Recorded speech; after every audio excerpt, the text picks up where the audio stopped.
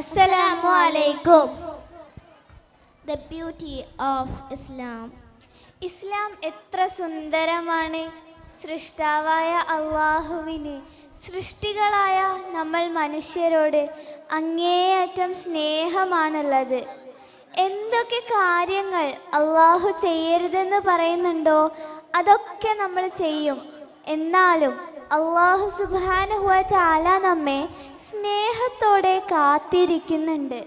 ഒരിക്കൽ തെറ്റിലകപ്പെട്ടു പോയ ഒരു മനുഷ്യനെ അതിൽ നിന്ന് അകന്നു നിൽക്കുവാനും നന്മയിലേക്ക് തിരിച്ചു കൊണ്ടുവരാനും ഒരു ആലങ്കാരിക പ്രയോഗം അന്ത്യദൂതർ മുഹമ്മദ് മുസ്തഫ സല്ലല്ലാഹു അലൈഹി വസല്ലമ പറയുന്നുണ്ട്.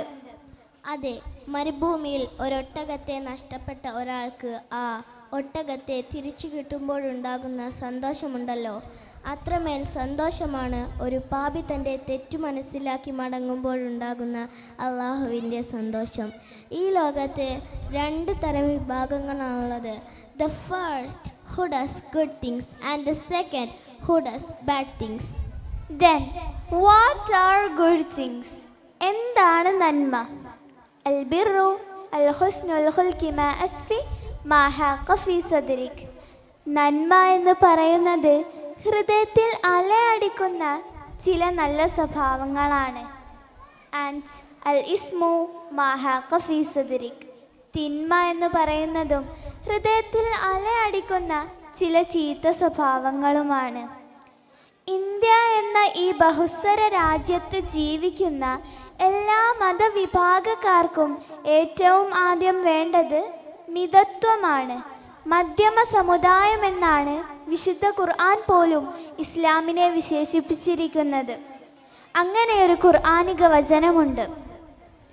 ബിസ്മില്ലാഹിർ റഹ്മാനിർ റഹീം وكذلك جعلناكم أمة وسطا.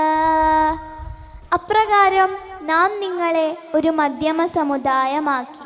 ഇതിനോടൊപ്പം നമുക്കൊരു നബിവചനം കൂടി ചേർത്ത് വായിക്കാം. യസ്സിറു വലാ തുഅസ്സിറു വബുശ്ശിറു വതുംഫിറു. നിങ്ങൾ എളുപ്പമാക്കുക, പ്രയാസപ്പെടുത്താതിരിക്കുക, സ്നേഹം പകരുക, വെറുപ്പിക്കാതിരിക്കുക. അതെ, എല്ലാവർക്കും സന്തോഷം പകരാൻ നമുക്കാവണം. And of course love is the base of happiness. ഈ ലോകത്ത് നടന്ന ഏറ്റവും ഭീകരമായ എല്ലാ സംഭവങ്ങളും നടക്കാനുള്ള ഏറ്റവും പ്രധാനമായ കാരണമെന്ന് പറയുന്നത് സ്നേഹശൂന്യത തന്നെയാണ്. എന്തിനേറെ പറയുന്നു, നമുക്കെല്ലാവർക്കും പരിചിതമായ ഹിറ്റ്ലറുടെ ഹോളോകോസ്റ്റ് പോലെയുള്ള അത്രമേൽ ഭീകരമായ നരഹത്യകൾക്കുമെല്ലാം പിന്നിൽ സ്നേഹശൂന്യത തന്നെയാണ്. അതെ, നമ്മൾ എല്ലാവരെയും സ്നേഹിക്കണം, സന്തോഷം പകരണം.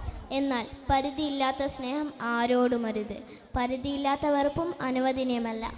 Yes, you should never ever love anyone without elements, and also you should never hate anyone without elements, because as Prophet Muhammad sallallahu alaihi wasallam says, നീ നിന്റെ കൂട്ടുകാരനെ മിതമായ രീതിയിൽ സ്നേഹിക്കുക. ഒരുപക്ഷെ നാളെ അയാളായിരിക്കും നിന്റെ ഏറ്റവും വലിയ ശത്രുവായി മാറാൻ പോകുന്നത്. അതുപോലെ തന്നെ നിനക്കാരോടെങ്കിലും കുറച്ച് വെറുപ്പുണ്ടെങ്കിൽ അത് നീ മിതമായ രീതിയിൽ കാണിക്കുക. ഒരുപക്ഷെ നാളെ അയാളായിരിക്കും നിന്റെ ഏറ്റവും വലിയ സുഹൃത്തായി മാറാൻ പോകുന്നത്. അതെ, നമ്മൾ എല്ലാവരെയും നമ്മൾ പരിധിയില്ലാതെ സ്നേഹിക്കേണ്ട ഒരാളുണ്ട്. അങ്ങേയറ്റം കാരുണ്യവാനും കരുണാനിധിയുമായ അല്ലാഹു സുബ്ഹാനഹു വ തആല.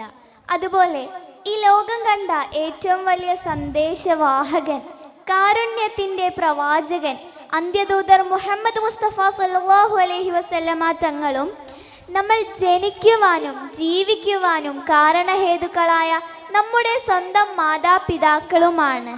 And of course this is the beauty and message of Islam. അതെ, ഇതാണ് ഇസ്ലാമിൻ്റെ സൗന്ദര്യവും സന്ദേശവും. അള്ളാഹു നിർദ്ദേശിച്ച പ്രകാരം ജീവിക്കാൻ നമുക്ക് ലോകാവസാനം വരെ കഴിയണം. അതിന് അല്ലാഹു സുബ്ഹാനഹു വ തആല തൗഫീഖ് നൽകുമാറാകട്ടെ. ആമീൻ. അസ്സലാമു അലൈക്കും. മാഷാ അല്ലാഹ്.